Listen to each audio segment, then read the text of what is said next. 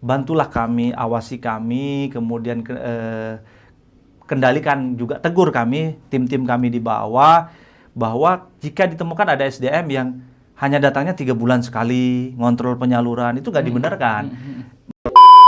Kenapa ini PKH masih dapat PKH, dapat BPNT, dapat macam-macam? Ya memang betul. Konsepnya adalah komplementaritas. Jika misalnya ditemukan ada yang inclusion error itu, maka ada 2 jalur. Bisa dilakukan update data sosial ekonominya oleh pemerintah daerah, atau juga melalui partisipasi publik, melalui cek bansos. Aplikasi cek bansos itu bisa usul dan bisa sanggah. Nah, bagaimana memfilter itu? Apakah laporan itu ditelan mentah-mentah atau kemudian ada proses verifikasi ke bawah? Kalau kolaborasi itu jalan, maka Madura akan lepas dari miskin ekstrim itu. Harusnya ya.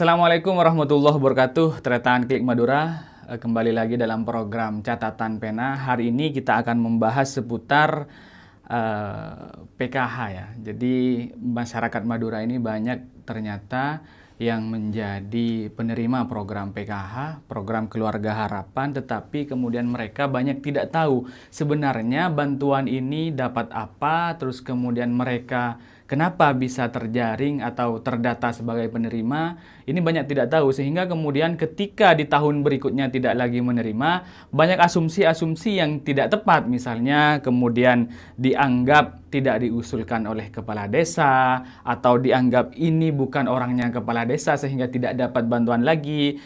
Untuk meluruskan itu semua, sudah hadir di studio kami, Koordinator PKH Wilayah 6 Jawa Timur, Mas Hanafi. Assalamualaikum. Waalaikumsalam warahmatullahi wabarakatuh. Mas Hanafi ini luar biasa. Kemarin Korkap Pamekasan, kemudian melejit sekali ke Jawa Timur. Pegang wilayah 6 yang meliputi Madura Raya ya. Madura Raya ini 4 kabupaten, tetapi kalau diukur dari geografis barangkali lebih besar daripada Jawa Timur.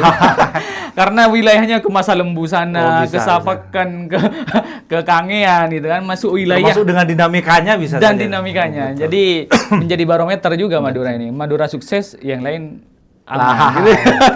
Itu sudah menjadi rahasia umum bahwa di Madura itu di Jawa Timur itu programnya akan sedikit mengalami ada kendala, kalau di Madura nggak ada kendala. Oh iya. Siap.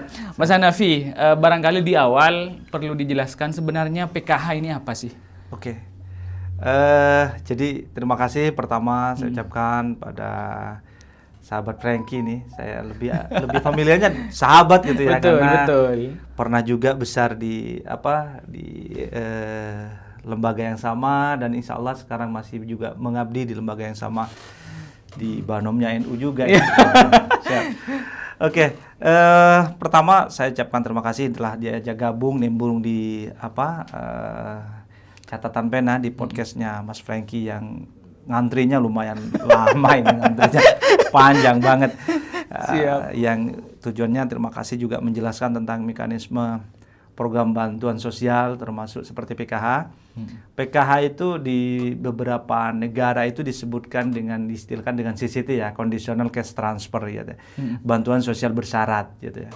Jadi beda dengan berbagai program perlindungan ataupun social protection, itu PKH itu lebih kepada syarat yang menjadi tolak ukur dari program ini. Pertama, syarat mutlak masuk PKH itu ada dari dua kategori ya. Pertama adalah keluarga prasejahtera atau sangat miskin atau miskin, kemudian memiliki salah satu dari 3 komponen syaratnya.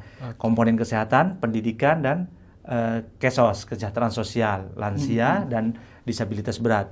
Sehingga banyak asumsi, Mak, ini saya miskin tapi nggak ada anak sekolahnya, usianya belum lansia, nggak memiliki anak usia dini dan nggak bisa hamil karena sudah usia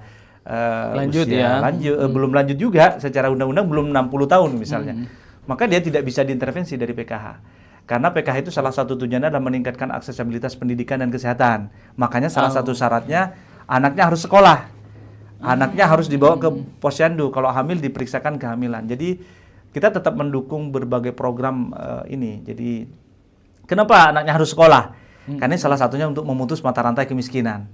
Bisa saja keluarganya mungkin belum beruntung dengan belum mengakses pendidikan yang cukup, anaknya harus sekolah, dipastikan minimal pendidikan dasarnya dipenuhi. Itu syarat mutlak. Syarat mutlak. Artinya kalau tidak memenuhi syarat itu tidak mungkin dapat dikeluarkan. Secara by system dikeluarkan. Kalau dulu mekanismenya kita datang langsung lakukan istilahnya kita verifikasi komitmen. Anak ini awal-awal PKH itu kita masuk ke PKH itu kelas berapa misalnya? Kelas berapa, absennya sampai di absennya sahabat Frankie itu kita ngecek. Kalau absennya di bawah 85%, banyak tidak masuknya, maka ditunda bantuannya. Dulu begitu, tapi sekarang dilakukan verifikasi komitmen, diintegrasikan datanya dengan Dapodik dan EMIS. Jadi langsung ditarik datanya, matchingan data Kemensos dengan kementerian lembaga yang penyelenggara pendidikan. Kalau sekolah di negeri ya ada di Dapodik. Di Dapodik gitu ya. Kemudian kalau di Kementerian Agama itu kalau nggak salah itu EMIS atau Simpatika dan lain sebagainya. Ya. Misalnya ada satu keluarga hari ini punya anak sekolah. Terus kemudian tahun depan anaknya ini sudah lulus misalkan. Ini sudah dikeluarkan otomatis. Dikeluarkan. Kalau bantuan yang CCT yang bersyarat seperti PKH akan dikeluarkan. Paling bantuan dasar yang tidak bisa, yang mungkin masih dipertahankan adalah di bantuan sembakonya, bantuan sosial pangannya. Tapi itu di luar PKH. Di luar PKH. Karena program reguler di Kemensos itu kan sekarang itu ada 2. Jadi 3 ya sekarang. PKH, kemudian BPNT bantuan pangan non tunai atau BSP bantuan sosial pangan, kemudian ada YAPI bantuan anak yatim piatu itu. Nah ini Mas Hanafi, kadang masyarakat kita ini kan kaget gitu ya. Saya kok tiba-tiba gak dapat ya. Gitu. Apakah syarat-syarat itu sudah dijelaskan kepada mereka sebelum kemudian mereka dikeluarkan dari PKH ini, program itu? Harusnya karena program PKH itu salah satu hak daripada KPM kita menyebutkan keluarga penerima manfaat, itu bukan hanya bantuan uang. Itu hanya syarat ya. Jadi stimulan uang itu adalah syarat pengikat misalnya. Kemudian kalau bantuan hak yang lain adalah P2K2 atau orang rumah nyebutnya adalah FDS ya, Family Development Session gitu ya. Orang campur itu menyebutnya Family Development Session gitu ya. Jadi mereka tiap bulan harus ada pertemuan kelompok atau P2K2 pertemuan peningkatan kemampuan keluarga. Itu. Jadi di situ ada sekolah, ada modulnya.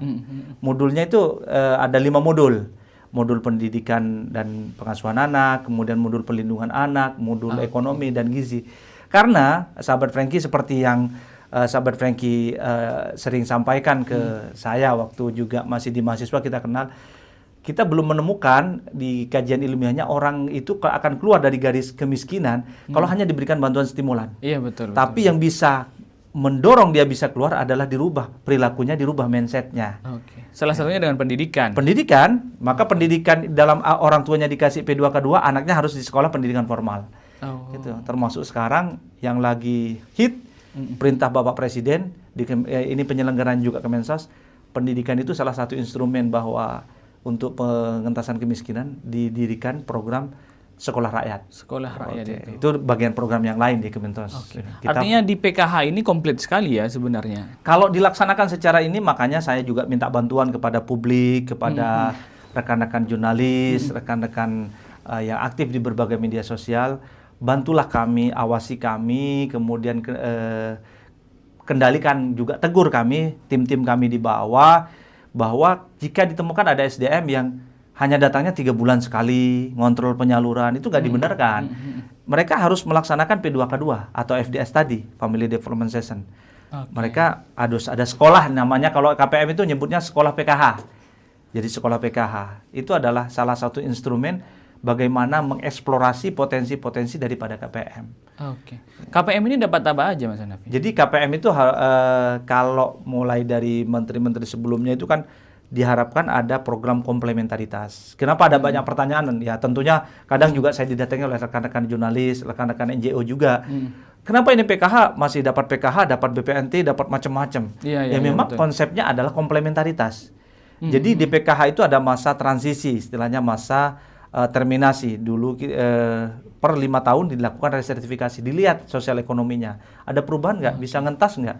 Ke depan ini akan juga dilakukan oleh Gus Mensos, bahwa ada, kalau di ASN itu ada masa persiapan pensiun.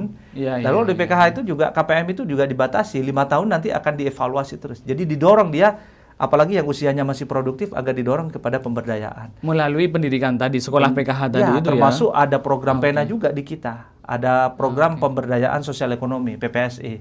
PENA itu dulu kita kenalnya PENA Pahlawan Ekonomi Nasional. Artinya orang tuanya diberi pembinaan untuk menjadi produktif, anaknya pendidikannya ditanggung ya. Betul, termasuk KIS-nya harus dipastikan dapat, dan kesehatannya PBI juga. Ya. Pendidikannya dipastikan. Hari ini kan tidak sedikit KPM PKH juga anaknya dapat KIP kuliah. Iya, betul.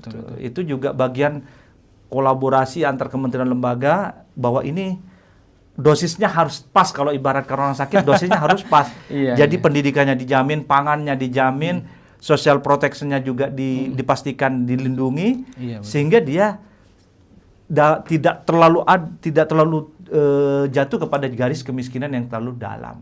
Itu konsepnya begitu. Termasuk pendampingan. Mereka PM itu punya hak dapat pendampingan dari kita. Kita kan mohon maaf dibiayai oleh negara, diangkat pendamping, dibikin rasio per 300 sampai 250 KPM itu ada satu pendamping. Satu pendamping. Yaitu lakukan pendampingan. Kita tidak mengenalkan istilah petugas ya. Kalau petugas itu kadang ketika ada kendala aja. Ini kalau pendampingan itu komprehensif. Makanya di kita dikenalkan dengan istilah kerja purna waktu, full gitu. Kapan aja, malam ya malam kalau dibutuhkan. Terjadinya masalah sosial itu kadang kita tidak mengenal waktu kan. Betul. Sehingga ya SDM PKH artinya kalau misalkan ada KPM ini, terus kemudian setelah dievaluasi dia mampu. Betul. Ini bisa dipurnakan. Harus segera. Maka sekarang SDM per 1 SDM PKH, termasuk saya dan lain-lain itu, ditarget 1 tahun minimalnya 10 KPM harus graduasi, harus keluar melalui program PPSI tadi.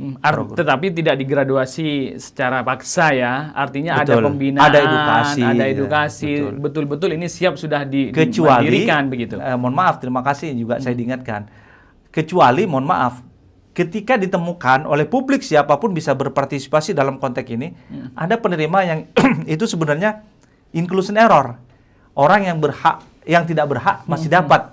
Tidak jarang ini kita temukan ya. Karena sebelumnya dia adalah mungkin dalam kondisi prasejahtera, tiba-tiba berapa tahun atau berapa bulan berikutnya dapat transfer aset atau ganti rugi dari lahan yang dampak pembangunan dan sebagainya, atau dia dapat keuntungan lain, kemudian sejahtera, maka dia harus keluar. Nah ini dinamika kita, kendala kita ini Mas Franky. Jadi ini yang kendala kita adalah budaya sadar, budaya malu di masyarakat kita kadang ini juga masih ada tantangan. Dibutuhkan itu pendamping, harus melakukan pendekatan bahwa bansos ini kepada orang yang prasejahtera dan lain sebagainya. Jika misalnya ditemukan ada yang inclusion error itu, maka ada 2 jalur. Bisa dilakukan update data sosial ekonominya oleh pemerintah daerah, atau juga melalui partisipasi publik, melalui cek bansos. Aplikasi cek bansos itu bisa usul dan bisa sanggah.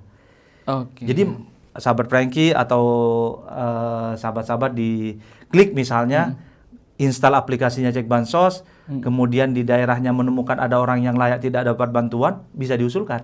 Sebaliknya menemukan yang tidak layak, ya sudah disanggah dengan berbagai lampiran foto, dokumentasi apa yang mendukung bahwa dia tidak layak gitu ya. Itu operatornya langsung ke Mensos?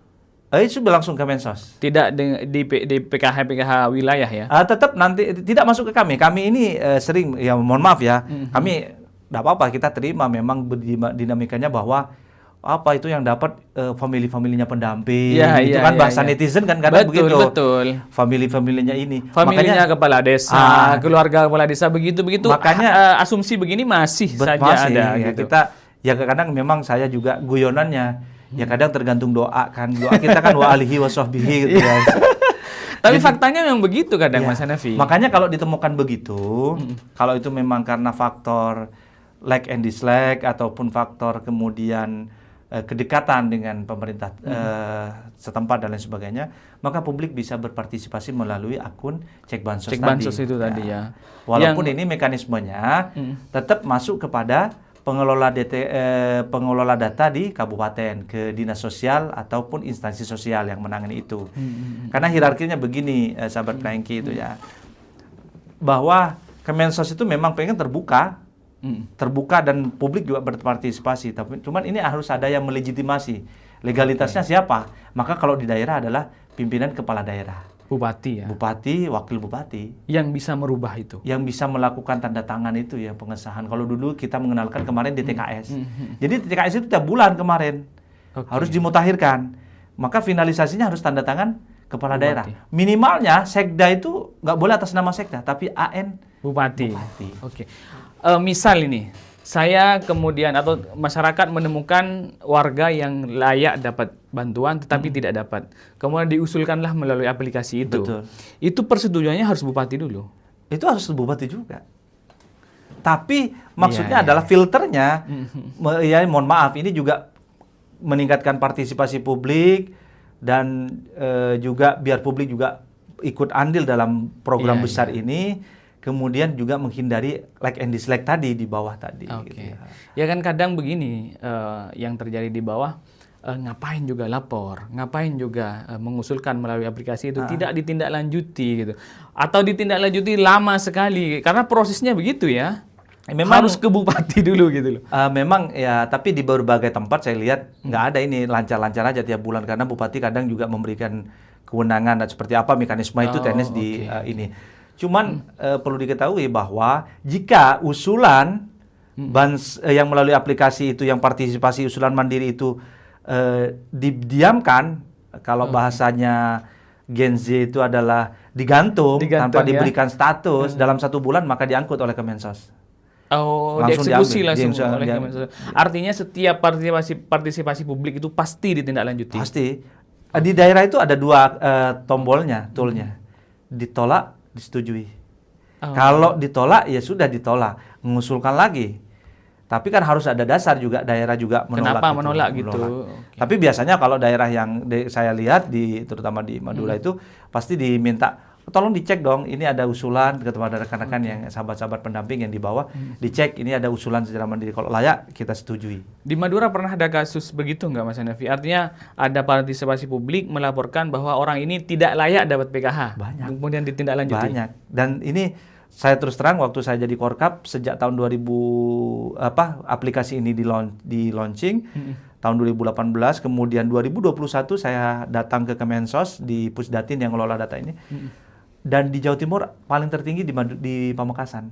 Partisipasi publik mengaktifasi akunnya kan terdata di sana kan, kan daftar akun dulu. Itu dulu sudah 2021 hampir 4.000 orang yang aktifasi itu. Tapi kadang juga ada yang iseng. Pernah kami menemukan. Jadi yang difoto itu rumah tetangganya, bukan rumah si penerima. Rumah si penerima itu ya entah ini karena apa ya, alasannya apa. Ya bisa saja karena ada persoalan pribadi atau apa, kemudian orang ini saya laporkan saja begitu. Nah, bagaimana memfilter itu? Apakah laporan itu ditelan mentah-mentah atau kemudian ada proses verifikasi ke bawah? Harusnya verifikasi ya, tapi kan di beberapa kabupaten kota itu terkendala juga petugas yang melakukan verifikasi, sehingga mereka verifikasinya secara by dokumen, fotonya dilihat dan lain sebagainya.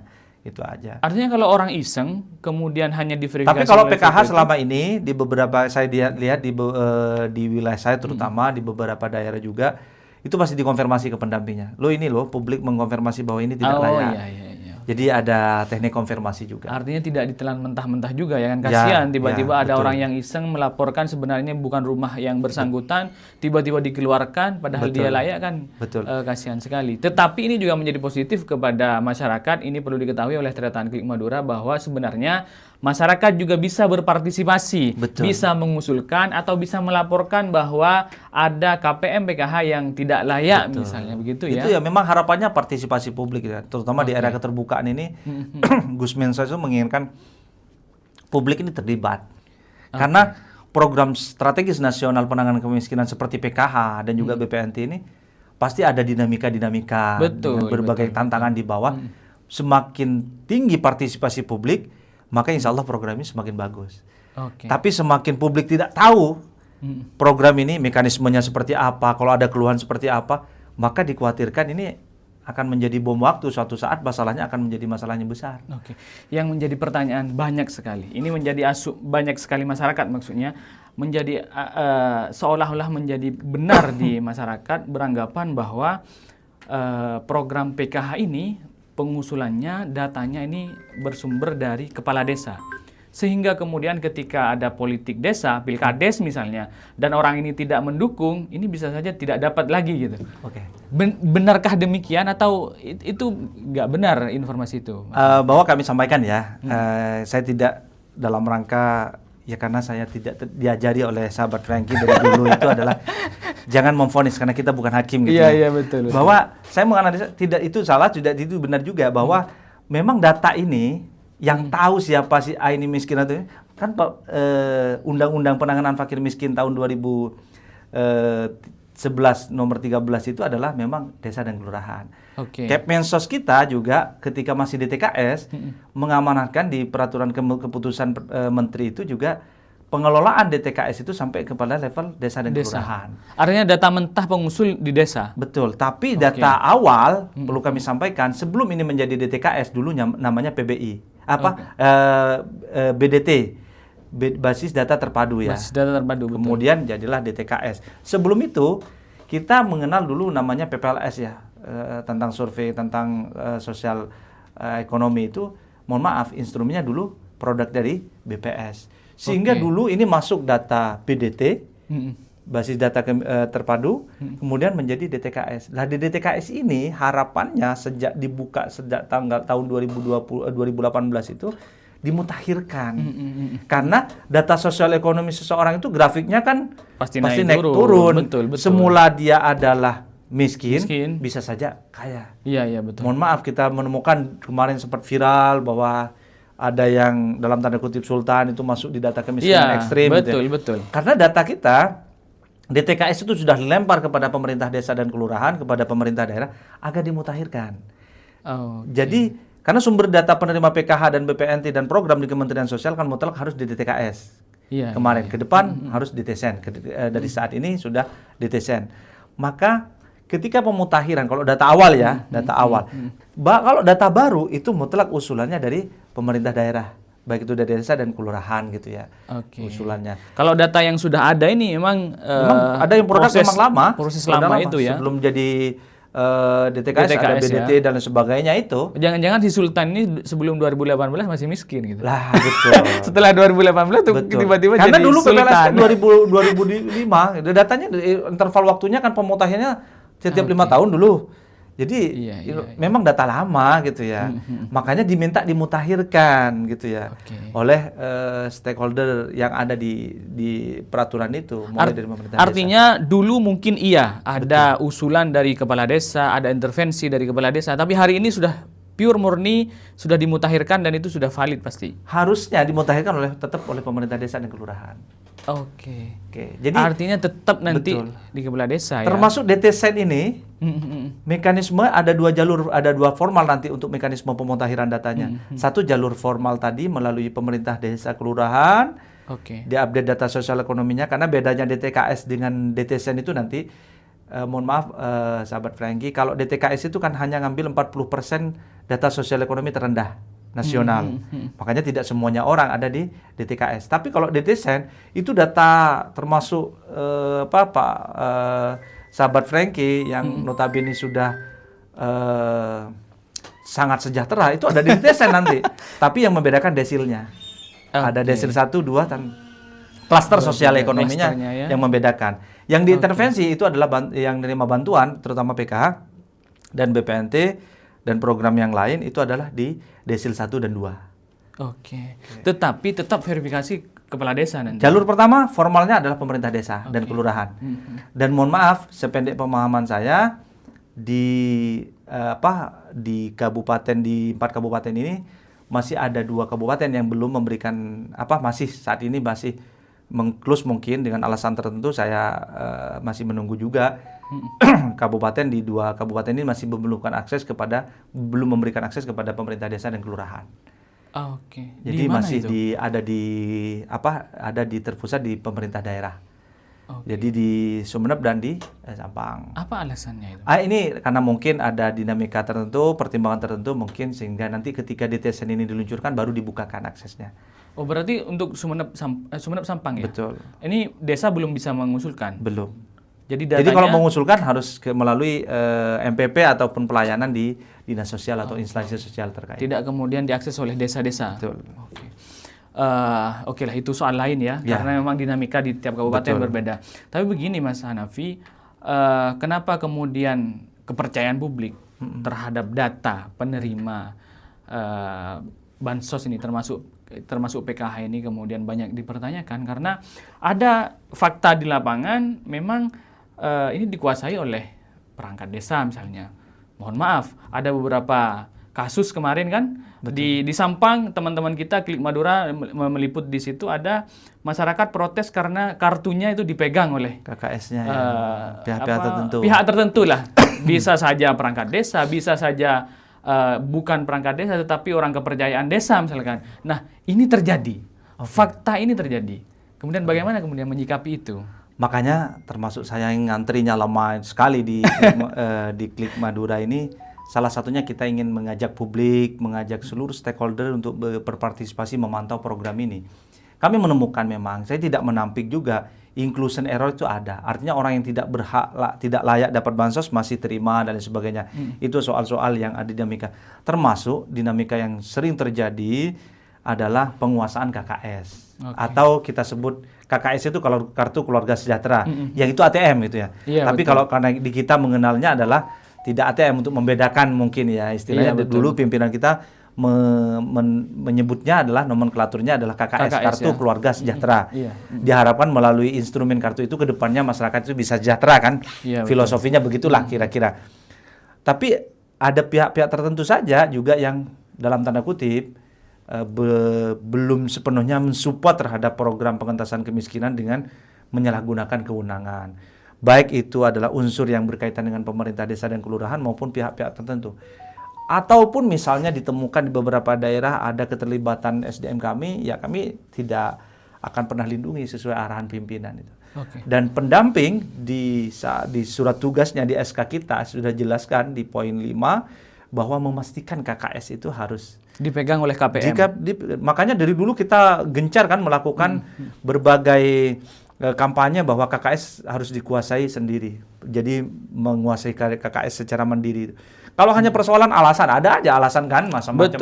Betul. Jadi argumen mereka ini takut hilang. Ya kalau ini kan kalau hilang kan harus diajari cara menjaga saja. Kemudian ada ini tidak tahu cara ngambilnya. Karena harus ke ATM atau ke agen gitu ya. Betul. Ya diajari ya, kan ada pendamping gitu ya. Di edukasi itu adalah tugas kita adalah edukasi, fasilitasi kan. Dan modus-modusnya beragam sekali Mas Hanafi. Betul. Ini dikumpulkan beberapa orang, kemudian ketika pengambilan dikoordinir kolektif, kemudian mohon maaf, ya pasti ada. Ya sering saya sampaikan di berbagai daerah saya turun, baik di Bangkalan, Sampang, dan 4 kabupaten ini saya masif turun. Saya pastikan KKS itu harus dikuasai oleh penerima atau KPM itu. Ya saya aja kalau nyuruh ya sahabat Frankie, kalau kita nyuruh anak kita untuk beli rokok atau beli apa, itu pasti ada upah gitu ya. Apalagi ini ngambil uang gitu ya. Betul. Harapan pemerintah dulu melalui Menteri Sosial itu bahwa KPM itu harus mengenal kepada inklusi keuangan, harus mengenal keuangan digital dan lain sebagainya. Bahkan sekarang ada digitalisasi bansos itu. Itu dalam rangka kan historisnya kalau di perbankan nggak bisa diwakilkan dan lain sebagainya. Dan tercatat dia transaksinya ngambil berapa, diambil kapan, di mana.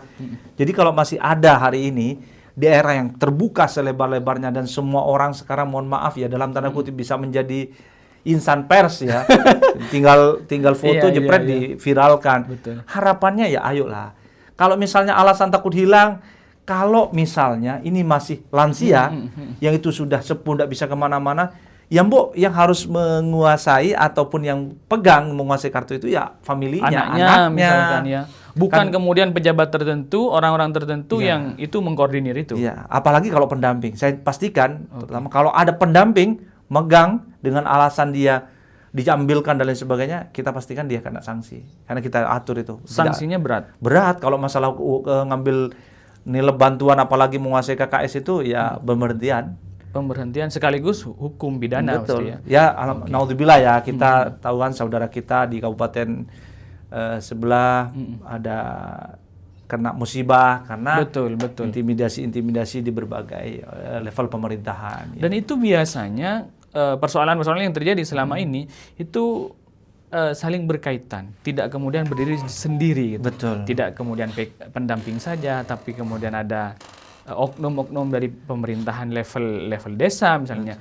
Nah ini bagaimana kemudian memberikan kesadaran terhadap para pendamping ini, Mas Hanafi? Pertama saya ya seperti penanganan pertolongan ya, kalau di keselamatan di penerbangan itu sahabat Franky ya. Pertama saya harus memastikan SDM kita dulu. SDM PKH ini harus clear and clean, bahwa dia tidak main-main terhadap bansos. Itu dulu. Bahwa misalnya ditemukan ada pihak-pihak, makanya saya minta tiap bulan kan ada P2K2 atau kita kalau nggak P2K2 atau PK, pertemuan kelompok, itu harus ya. Di situ ada absensi, memastikan KKS-nya di mana. Kemudian saya minta dari waktu saya diminta jadi korwil, diperintah oleh pimpinan jadi korwil, saya minta teman-teman setiap PK angkat foto KKS-nya atau ATM-nya, difoto, dijebret. Itu sebagai bukti bahwa teman-teman sudah melakukan pengawasan. Untuk memastikan bahwa KKS itu dipegang oleh KBM ya. Betul. Sehingga saya minta kalau misalnya naudzubillah seperti yang disampaikan sahabat Franky barusan kemarin tanggal sebelah itu ada terpublis ada penguasaan KKS, saya pasti panggil pendampingnya, kamu pegang nggak foto waktu kamu PK, kemudian memastikan KKS. Ada Pak, ya sudah, kita akan sampaikan. Pertama kamu jangan sampai terlibat dulu. Tapi kalau pendamping rutin melaksanakan pertemuan bulanan, setiap bulan memastikan KKS-nya dikuasai pihak-pihak tertentu atau tidak, itu pasti melakukan mitigasi dini ya, memproteksi. Oh ini KPM ini dipegang oleh siapa gitu ya, sehingga kan dia punya identifikasi kira-kira potensi masalah nggak di desa saya dan sebagainya. Tapi kalau pendamping ya sudah, yang penting saya yang tidak melakukan pemotongan, itu juga kurang dibenarkan kan gitu. Iya betul, karena pengawasan itu harus kalau rasionya 300 KPM satu pendamping, artinya pendamping ini pasti tahu dong harusnya dinamika tahu yang terjadi, persoalan yang terjadi pasti tahu. Pasti. Termasuk kalau ada intervensi dari pihak-pihak tertentu. Betul. Termasuk dia ngambil bansosnya di mana. Ini yang juga perlu diluruskan. Artinya tugasnya Korwil ini menjaga keimanan para pendamping PKH ini. Ya memang kalau menyangkut ini kadang juga ini yang harus butuh kerjasama semua pihak gitu ya. Bahwa saya sejak tahun 2018 diminta jadi Korwil itu selalu angkat tangan kepada pimpinan, itu salah satunya ya. Karena berat gitu juga ya. Berat. Karena saya kurang mampu. Tapi pada akhirnya berpikir kalau ini sudah perintah kepada pimpinan, dari pimpinan saya kemarin ya sudah saya jalankan. Ya dengan asumsi saya bahwa yang bisa melakukan mitigasi ini semua pihak, bukan hanya Hanafi. Itu aja. Termasuk masyarakat dan para pemirsa Klik Madura. Betul. Ya? Makanya melalui forum ini, melalui podcastnya sahabat Franky yang ini sudah diakses oleh ribuan netizen gitu ya. Ini berharapnya begitu gitu ya. Output yang kami butuhkan adalah masyarakat terlibat secara aktif. Insan pers terlibat secara aktif. Kemudian teman-teman NGO juga terlibat membantu kami mengawal program ini. Siap. Di sesi terakhir saya ingin tanya ini Mas Hanafi. PKH ini kan sebenarnya goals-nya adalah sejahtera. Betul. Jadi sederhananya begitu ya, dari orang prasejahtera menuju sejahtera. Karena ketika sudah sejahtera, mereka harus keluar dari PKH ini. Sejauh apa atau seberapa besar kontribusinya terhadap kesejahteraan masyarakat Madura? Yang hari ini Madura masih banyak sekali garis kemiskinan, bukan hanya kemiskinan, miskin ekstrim gitu kira-kira. Jangan-jangan PKH ini nggak ngaruh gitu. Betul. Ini berdasarkan penelitian yang dilakukan World Bank ya, Bank Dunia, sejak tahun 2007 program ini diluncurkan, dan tahun 2014 itu menjadi program strategis nasional, dulu masih pilot project, bahwa kontribusi terhadap penurunan kemiskinan di Republik ini luar biasa, kontribusi PKH. CCT itu luar biasa, karena kita programnya kompleks untuk mendorong aksesibilitas pendidikan, kesehatan, dan juga pemenuhan kebutuhan dasar bagi para PPKS, pemerlu pelayanan kesejahteraan sosial. Kontribusinya luar biasa. Namun demikian, program CCT ini akan bermanfaat sedemikian rupa yang diharapkan regulasi oleh para penggagas program ini, jika kita sebagai pelaksana betul-betul melaksanakan terhadap rule model yang ada di bisnis proses kita mengenalnya di PKH. Tapi kalau hanya bagi-bagi uang, ada BLT juga bagi-bagi uang. Betul. Yang dibutuhkan adalah edukasinya, yang dibutuhkan adalah fasilitasi dan advokasi masyarakat itu dalam mengakses berbagai sumber-sumber kesejahteraan sosial. Karena ini saya diajari oleh sahabat Frankie juga di warung kopi, bahwa masyarakat miskin itu hanya keterbatasan akses salah satunya, faktornya. Akses terhadap dunia permodalan, akses terhadap sumber-sumber potensi sosial ekonomi yang lain. Sehingga pendamping harus hadir, SDM PKH harus hadir membukakan akses itu. Begitu. Karena kalau saya melihat PKH ini paling kompleks lah dibanding dengan bantuan-bantuan lain. Bantuan lain barangkali habis pakai. Dapat uang bansos 300.000, 600.000 kan itu hanya cukup berapa hari gitu. Tetapi ini kan ada pembinaannya juga, ada beasiswa buat anaknya, ada bagaimana memastikan coverage kesehatannya. Artinya betul-betul kompleks. Tetapi kemudian Madura masih berada di garis kemiskinan atau miskin ekstrim. Persoalannya masih kuotanya kurang banyak kah atau bagaimana Mas? Padahal kota ini lumayan besar loh, lumayan besar. Mohon maaf, anggaran contoh saya ambil contoh saja di Pamekasan. Satu tahap PKH itu sudah per tahunnya kan fluktuatif ya. Itu sudah rata-rata 30 miliar. Itu untuk mempertahankan daya beli masyarakat gitu ya. Ini uang yang berputar di bawah. Satu tahap, 3 bulan kan? 3 bulan. Itu satu dari PKH, kemudian dari BPNT. Jadi intervensi dari Kemensos kepada Madura itu kurang lebih udah 1, triliun, 1,7 triliun. 1,7 satu tahap saja? Enggak, 1 tahun. 1 tahun. Itu kalau misalnya, ya mohon maaf saya tidak membanding-bandingkan dengan kemampuan daerah dan tertentu dan sebagainya. Kalau sering saya diskusi di warung kopi ketika kita nimbrung itu, program penanganan kemiskinan coba disebutkan selain PKH itu yang anggarannya lumayan besar untuk mempertahankan daya beli masyarakat. Iya, betul. Makanya ketika PKH turun per 3 bulan penyalurannya misalnya di bulan Februari kemarin berbarengan dengan BPNT, kan daya beli masyarakat itu tetap tumbuh. Betul. Jadi ini ya, jadi saya mohon juga kesadaran dari pemerintah semua pihak bahwa ini yang dibantu adalah masyarakat Madura, masyarakat kabupaten di Madura. Iya, betul. Jadi mohon izin juga kepedulian juga kepada pemerintah, pimpinan kepala daerah di Madura bahwa ini harus kita kolaborasi. Arahan Gus Mensos kemarin bahwa penanganan kemiskinan itu bukan hanya Kemensos, bukan hanya pemerintah pusat, tapi pemerintah provinsi juga. Pemerintah provinsi kan hadir juga ini, karena beliau mantan menteri sosial juga. Jadi orang yang keluar di PKH, sahabat Frankie, dia ditangkap oleh oleh Pemprov melalui Jatim Puspa. Jadi dikasih bantuan alat dan lain sebagainya, permodalan.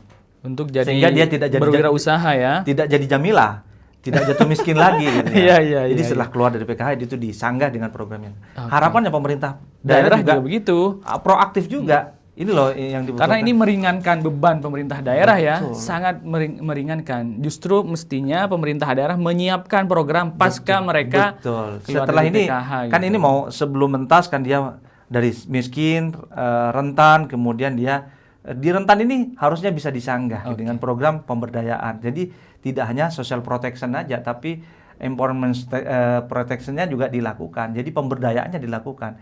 Ini tugas semua pihak, tidak hanya pemerintah pusat. Di Kemensos sudah sangat luar biasa melakukan intervensi melalui Gus Mensos ini. Kita sering sampaikan bahwa beliau menyampaikan yang masuk anggaran ke Madura itu nggak tanggung-tanggung. PBI, program bantuan iuran itu untuk kesehatan, kemudian kemiskinan, untuk sembako dan BPKH itu luar biasa. Tinggal sekarang ayo kolaborasi bareng-bareng, datanya kita benahi bareng-bareng, sehingga kita tahu yang siapa yang mau diobati. Kalau kolaborasi itu jalan, maka Madura akan lepas dari miskin ekstrim itu. Harusnya ya. Apalagi sesuai cita Bapak Presiden kita, bahwa penurunan kemiskinan kan targetnya luar biasa beliau. Maka Madura harus berkontribusi biar Jawa Timur itu tidak terlalu parah tingkat kemiskinan. Madura itu harus berkontribusi banyak. Iya. Betul. Karena Madura juga penyumbang data kemiskinan. Betul.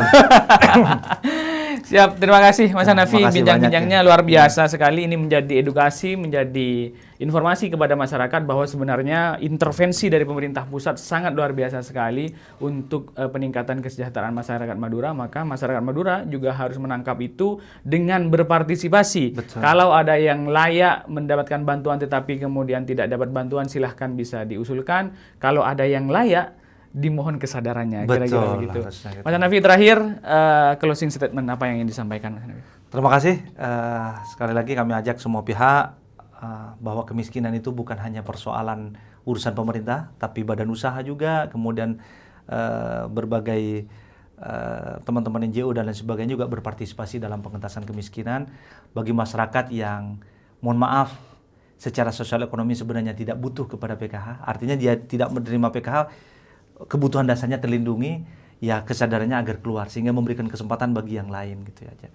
Dan kemudian saya mohon juga memanfaatkan bansos PKH itu untuk kepentingan anaknya, pastikan sekolah, kebutuhan anaknya diprioritaskan, kemudian akses kepada kesehatan juga dipenuhi karena di kita ada komitmen kesehatan, sahabat Frankie. Oke, siap. Terima kasih. Siap. Sekali lagi terima kasih catatan Klik Madura. Semoga bincang-bincang santai ini menjadi edukasi, menjadi informasi yang bisa bermanfaat kepada masyarakat, khususnya kepada masyarakat yang hari ini sedang menjadi keluarga penerima manfaat dari program Keluarga Harapan ini.